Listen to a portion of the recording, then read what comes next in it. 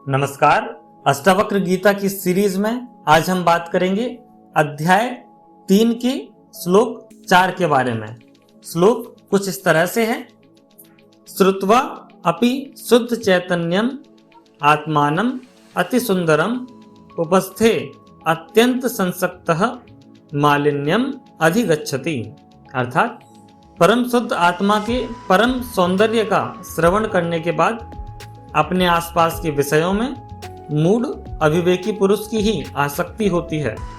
दूसरे शब्दों में विषयों में आसक्ति करने वाला मूढ़ व्यक्ति होता है। जी हाँ, अब गुरु अष्टावक्र यहाँ एक बहुत ही गहरी बात कहते हैं। आइए आपसे एक सवाल पूछता हूँ, पहले आप जवाब दीजिएगा। क्या आपने कभी किसी महान आध्यात्मिक सत्य को पढ़ा या सुना?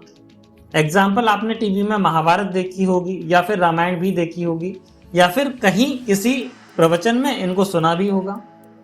फिर भी कुछ समय के बाद पुराने भ्रम, इच्छाएं और आदतें वापस आ जाते हैं। यही प्रश्न अष्टावक्र ने भी राजा जनक से किया कि जब तुमने आत्मा को शुद्ध, सुंदर और चेतन रूप में सुन लिया, फिर भी यदि तुम्हारा मन इंद्रियों की ओर अत्यधिक आकर्षित होने लगा है या फिर अभी भी आकर्षित हो रहा है, तो इसका क्या कारण है? चलिए पहले आंसर आप दीजिए। जी हाँ, इसका आंसर है आसक्ति, यानी कि अटैचमेंट्स। चलिए पहले कुछ मुख्य शब्दार्थों को समझा जाए। वर्ड यूज हुआ यहाँ पर श्रुतवापी, यानी कि सुनने के बाद भी। दूसरा वर्ड यहाँ यूज हुआ शुद्ध चैतन्यम आत्मानम, आत्मा जो शुद्ध और चैतन्य है। अति सुंदरम, यानी कि परम सुंदर। उपस्थे अत्यंत संसक्तः, इंद्रिय सुखों में अत्यधिक आसक्त व्यक्ति। मालिन्यम अधिगच्छति, मलिनता को प्राप्त होता है। यह श्लोक हर उस साधक के लिए एक चेतावनी है जो सिर्फ सुनकर ही आत्मज्ञानी बनने की सोचता है, पर भीतर की इच्छाओं की खेती तो अभी भी हरी भरी ही है। आइए कुछ उदाहरणों से इसको समझते हैं। एक साफ शीशा आप देखिए, उसमें आपको सब कुछ स्पष्ट ही दिखाई देगा, सब कुछ साफ ही दिखाई देगा। पर अगर उस शीशे पर धूल जम जाए तो आपको आपका जो चेहरा है वो साफ दिखाई नहीं देगा। हमारे मन की इच्छाएं वही धूल मात्र हैं, चाहे आप आत्मा के कितने भी प्रवचन सुन लें।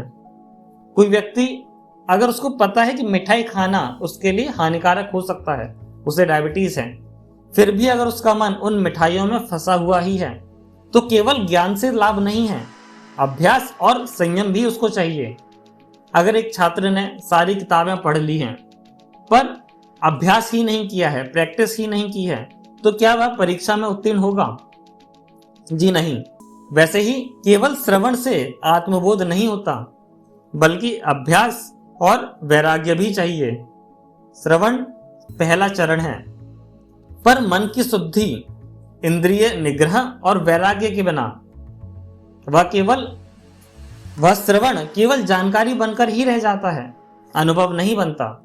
जो आत्मा को केवल सुनता है पर जीता ही नहीं है, वह फिर से संसार की मलिनता में गिर जाता है। इसीलिए प्रश्न कीजिए, क्या मैं आत्मज्ञान को केवल जानता हूं या फिर उसे जी भी रहा हूं? इसी तरह से आगे के श्लोकों में और भी गहरी बातें जानेंगे। नमस्कार।